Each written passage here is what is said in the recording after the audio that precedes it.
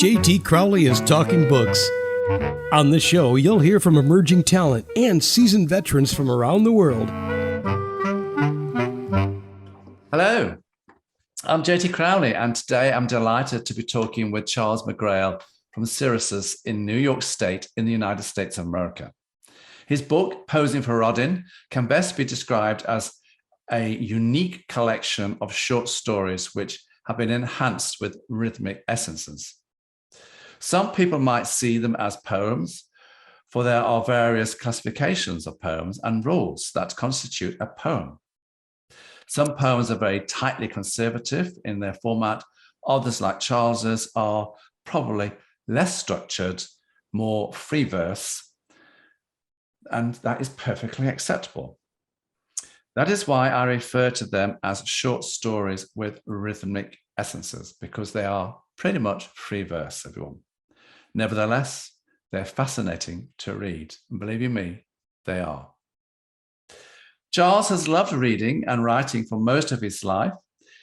He sees himself as a shy, unassuming guy. He spends his free time fumbling with bagpipes, sharpening pencils, spying on wildlife that ventures into his land. He and his wife have a sprinkling of grandchildren, enough, he reckons, to make up a basketball team. When he was much younger, he often confused recklessness for courage.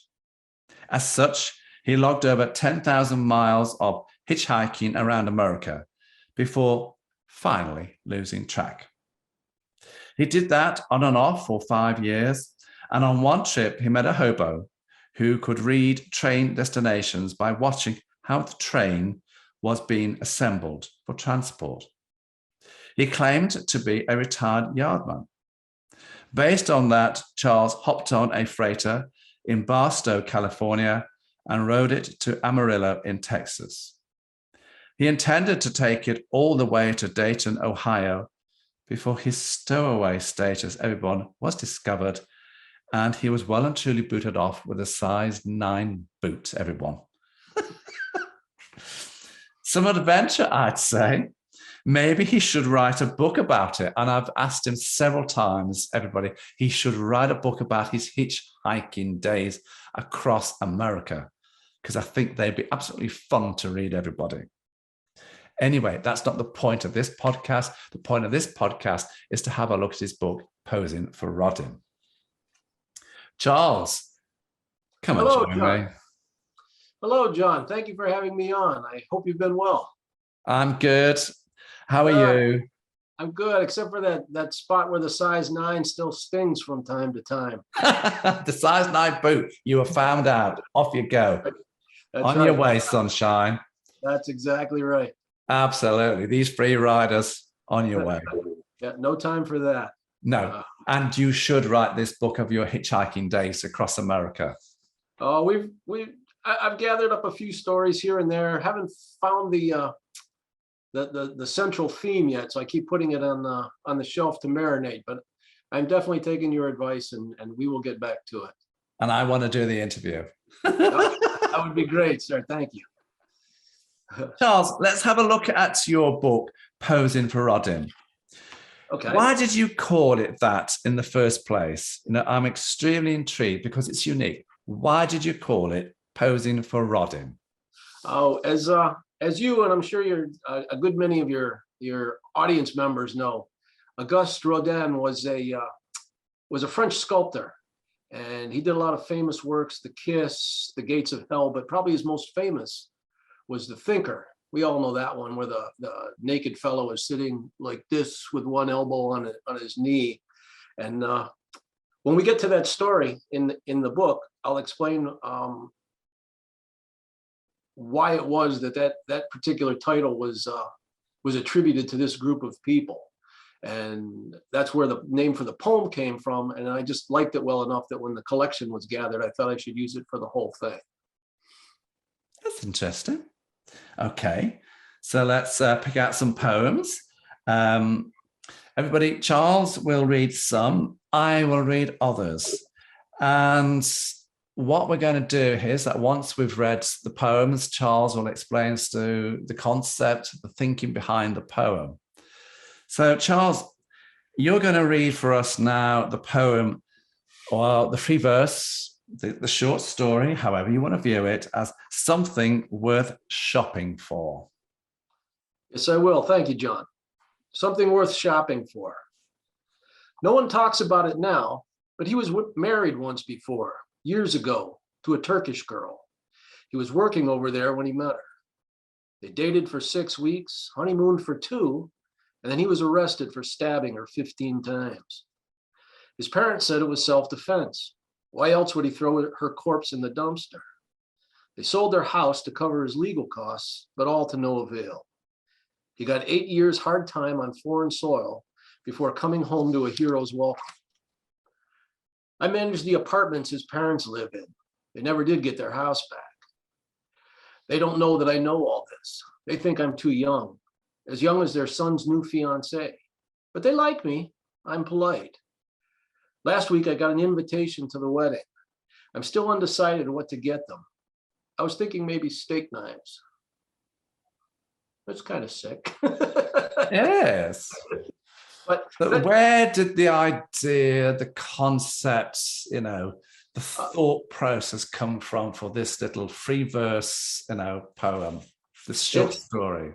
It's my imagination after hearing of a particular incident. I worked in a factory 30 some years ago, and a guy that I didn't really know, but who also worked at the factory, there were rumors that he was a widower, and there were lots of rumors about how that came to be. And one of them, of course, was that he had killed his wife.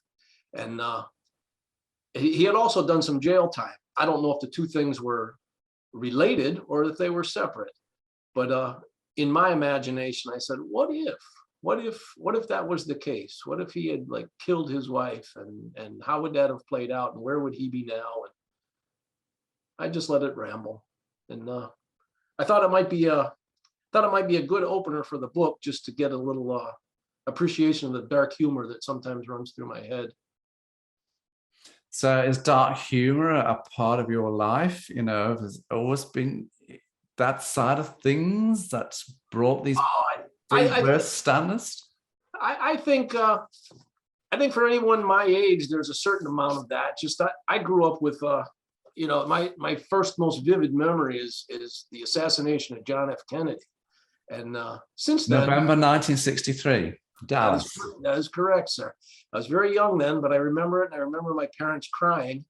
And although I don't view myself as a pessimistic person or a negative person, I always see that side of various situations, and sometimes that side is kind of the gallows humor kind of perception of things is in a odd way somewhat humorous. So I just try to keep. I don't deny it, I guess is what I say.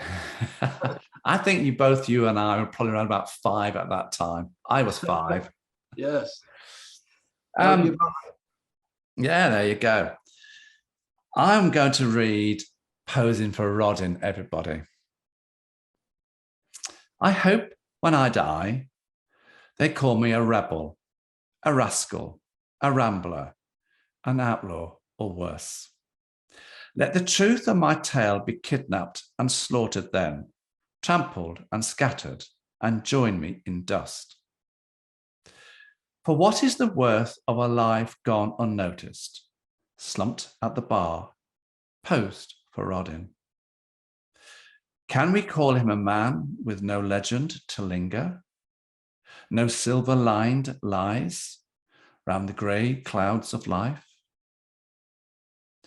I spent my existence lying in waiting, poised for the moment, jigger in hand. Sat through the hours in smouldered reflection, scorched as the wings of Data's sun. But the waiting was weighted, holding me down to all that I could be. In days yet to come lay, crippled, contracted, in comatose song. So sings the souls that sat here beside me, a chorus of silence, the cast of the damned. Weren't we once the children, all wide-eyed and cuddly, with dreams of adventure to venture beyond? Weren't we once the pride, the hope of the future, the golden-haired chance to clasp the brass ring? How is it now we've fallen as fodder, struck down in a battle, for battles begun? How is it now so suddenly over, so seemingly senseless to gasp our last breath? It's pretty powerful, isn't it? I hope when I die, they call me a rebel, a rascal, a rambler, an outlaw, or worse. Don't waste your tears or flowers or candles. Don't ask of your God in long ancient verse. Just bid me farewell. Then forget that you knew me. Walk down the alley and pith where I slept. Never look back, or the memories haunt you and leave you forlorn as you face the last call. As I said, it's powerful, isn't it? Oh, thank you, sir. So where did this come from? Spill the beans here. I used to work at a tavern long time ago, back when I was in my 20s. And it was in an area of Dayton, Ohio. They were trying to revitalize. It was a terrible section of the city, and they were putting a lot of money into trying to elevate it. And during that transitional period, like the tavern that I worked at, in the evening, there were lots of urban professionals that would come in and spend a lot of money. And people would come in at lunch that worked in the area. But during that transition period, there were lots of leftover homeless people and barflies that hadn't quite got the message that they weren't welcome in that area anymore. They needed to move along. And they would come in and just sit at the bar, get a cup of coffee or a can of beer and just sit there for hours. And I don't know exactly where the phrase came from, but those of us that worked there referred to all of those gentlemen as posing for Rodin. Like they were just thinking. They were just sitting there, sitting still, eating up their time, what was left of their lives. And I often just wondered what was going through their heads. If I was one of them, what would I be thinking? What would I be looking back on? Would I be frustrated with myself? Would I have a bunch of excuses? Was this exactly where I wanted to be in life? Anyways, it came out as that story. Thank you for reading it, sir. Oh, you're so welcome. Let's go to somewhere south of should be. All right. Somewhere south of should be. Once upon a time we went, and oh, what a time it was for wenting west of where we were to somewhere south of should be. No map could tell us where to go, for maps can't speak at all. So each man made a pact as one, to plan, to plot, to path, to dance, to draw a passage back. A course that ran from there to here, that once reflected in a mirror, would in reverse traverse reveal somewhere south of should be. First north, then fast, then east, then far. In ink the route was wrote. In amber hues of blacks and twos we scribbled and described a youthful place of open space, a land of mine and yours, where drinks get drunk and things get thunk, and numbers never bind us. 'Tis mad, says I says 'tis, though between us agreement was rare. We packed our lunch and huffed a bunch and set out towards the sun. On wheel or wing or foot or hoof, it mattered not the means we took, or if we saw or conquered, or even made it home again. For marching off as boys alone, we knew we'd die as men. Then all at once disaster struck. It shook us to the bone. Tommy Smithers' mom came out and told him to come home. What kind of a woman ends a war before it's even had? I threw my helmet in disgust, which turned out to be mud. And as I smeared the bigger chunks in hopes to spare my hair, I found out just what kind she was to put the world on hold. I've got fresh baked cookies. Tell your friends. And so it was that faithful day when plans so grand were cast away, and honors great and soldiers' pride were quickly dropped and left outside. Tomorrow be's a better day for marching off to lands unknown, for taking risks and living free, for lining up all duty's deeds, for counting off in twos and threes, somewhere south of should be. Why did you write this poem? Two components to this. One, my youngest daughter, who's now about 30, when she was 5-ish, she got a clown's costume for Halloween and she fell in love with it. And she just refused to not wear it. She always had it on. We'd have to like wash it while she was at school so that when she came home, she could put it back on. And she wore it wherever she went, wherever we went. And one day we were at the park and she was wearing it and she went over to play with some other kids and she was there about 10 minutes with the other kids and she came back all sad faced.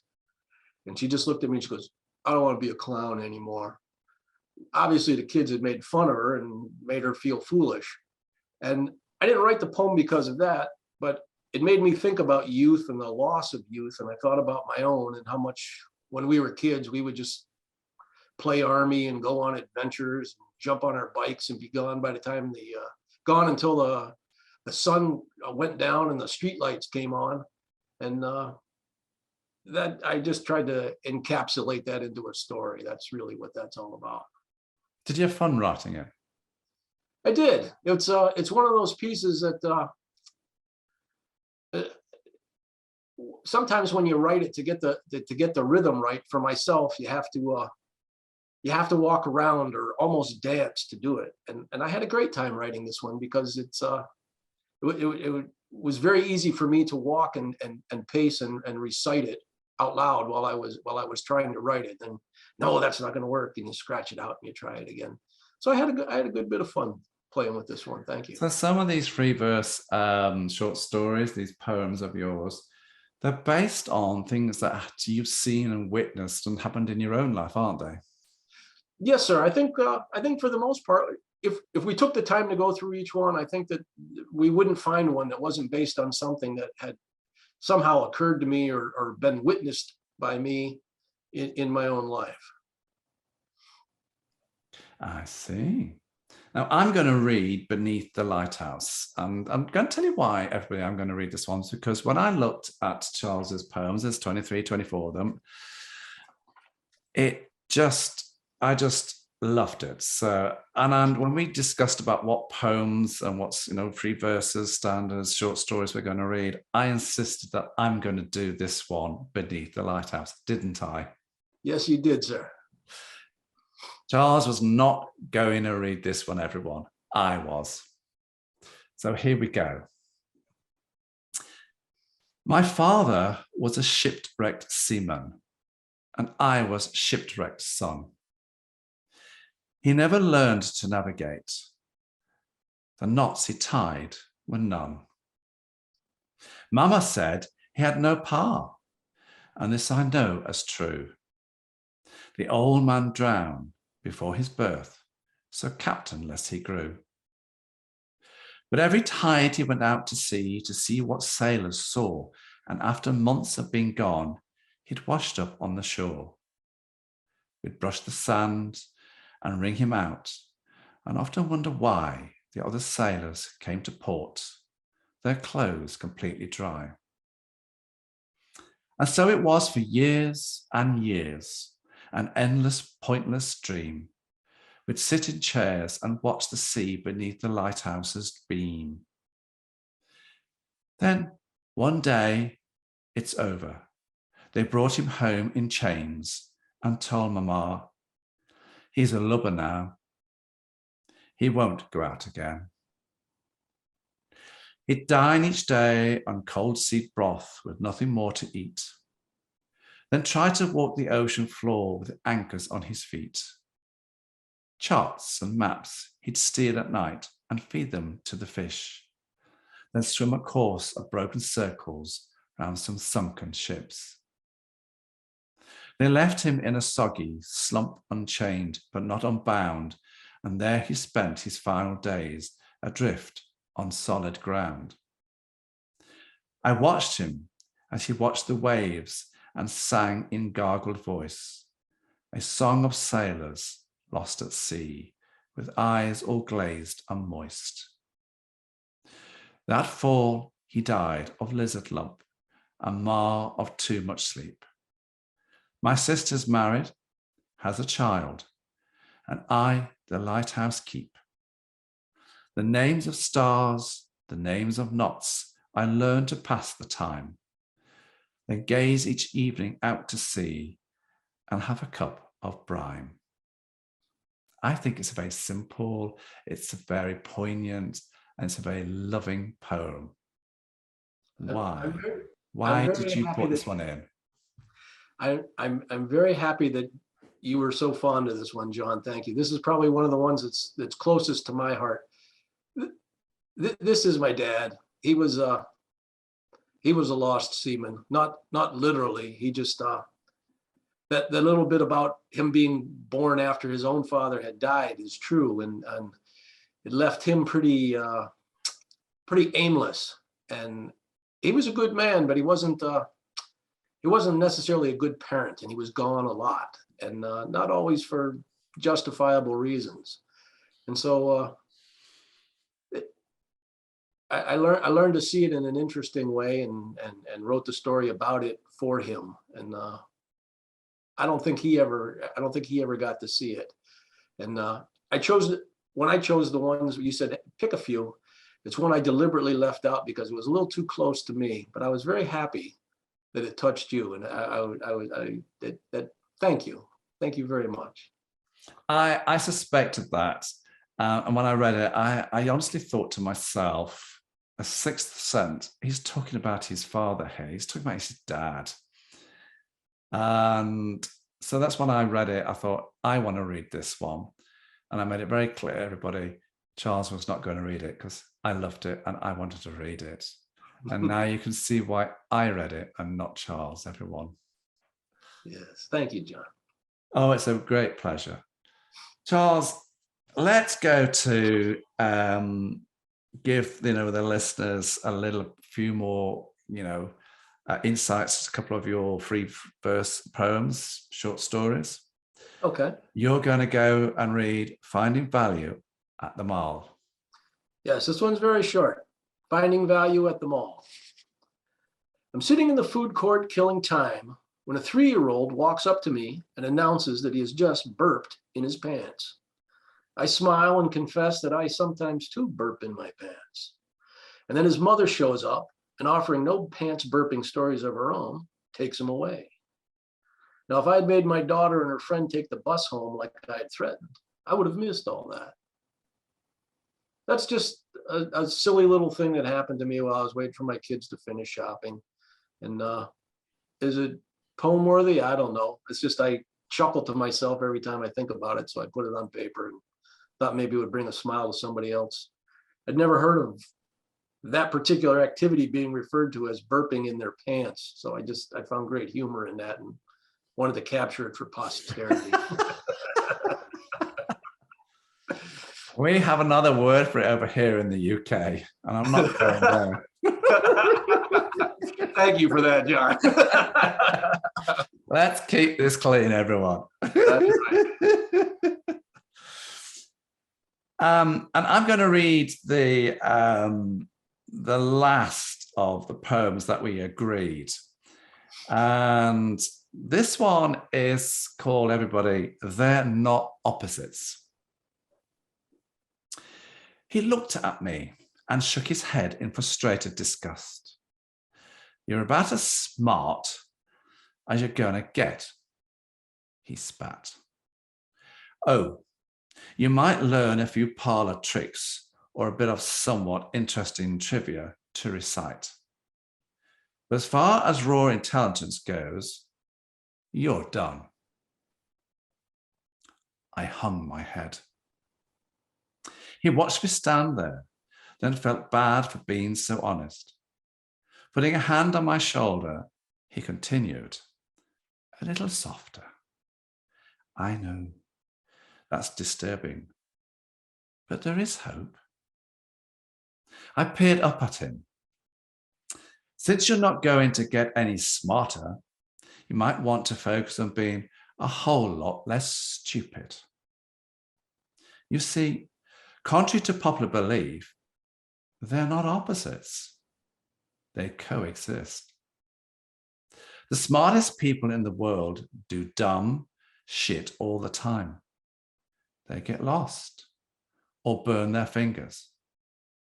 They forget what they were going to say, or they misplace things. But they're really, really smart, so nobody's too concerned. You, on the other hand, you need to distance yourself from stupid as much as possible. I scratched my head, uncertain. Now that may sound tough, but it's really not all that hard. It's called paying attention. Now go on, get out there and give it a try. Well, that's to the point, isn't it? Yes. So what's that one about? Where did the concept of that one come from? That was, I wrote it in the first person because the telling of the story seemed to lend itself better that way, to be as if it was an experience I had. But in truth, that's my interpretation of a situation I witnessed between one of my friends and his parent. This young fellow worked real hard. Both his parents went off to college. They did very well for themselves, and they wanted their son to do the same. And this fellow just, it wasn't going to happen. And it used to really frustrate his parents because they didn't understand it. Academics came very easy to them. And at one point, the father had given up on being angry and was just trying to reason with his son, like, you may not be everything that we want you to be, but you can be better than you are. And he tried to explain to him some of the things that he needed to do. And in the course of doing that, he just offhandedly said that being smart and being stupid are not opposites. Like, you can be both. And he was trying to like motivate his son to think about, focusing on the smart components of his existence. And that just amazed me that I'd never thought of that way before. So I had to go get a piece of paper and a pencil and go play with it for a little while. And that was the outcome. That's where he gets the sharpening pencils from, everyone. So everyone, there are quite a few of these short essays, free verses in Charles's book. But what I want to know, Charles, is what's next for you, both in terms of your life and your writing. Any books in the pipeline, apart from the hint I've given you about writing about your hitchhiking days across America? I will get this out of him, everybody. Thank you for plugging that, John. Oh, I'll plug it away. Yes, a couple of things. I'm on a personal level, I'm only maybe 2 years away from retiring. So we're transitioning out of the work every day for someone else and hoping to be in a position where I can spend my time doing some serious writing here in the next year and a half or so.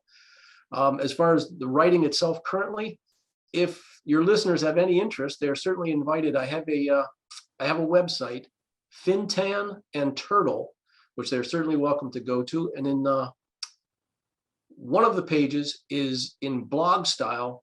There is a book that I'm publishing the first draft of, or I'm releasing the first draft of an episode at a time. So it's not what the final book will be. It's just the first draft sketches. But hold, I have dry throat here. Hold on one second. It's called The Peregrine Room. It's about a gentleman who maybe in his 40s inherits a bar from his deceased father.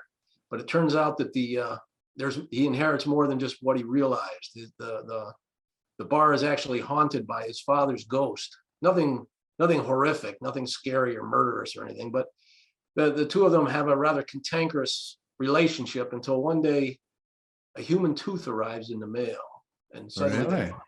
they find a common bond, and the story starts to unfold. We're only maybe 12 episodes into it, so it's just where people are starting to get to know the characters, and hopefully the story will pick up a little speed. It's the Peregrine Room at the Fintan and Turtle website. It's all free. Anyone is welcome to look at it, read it, make comments, and maybe help shape it. Why Fintan and Turtle? Yeah, I'm sorry.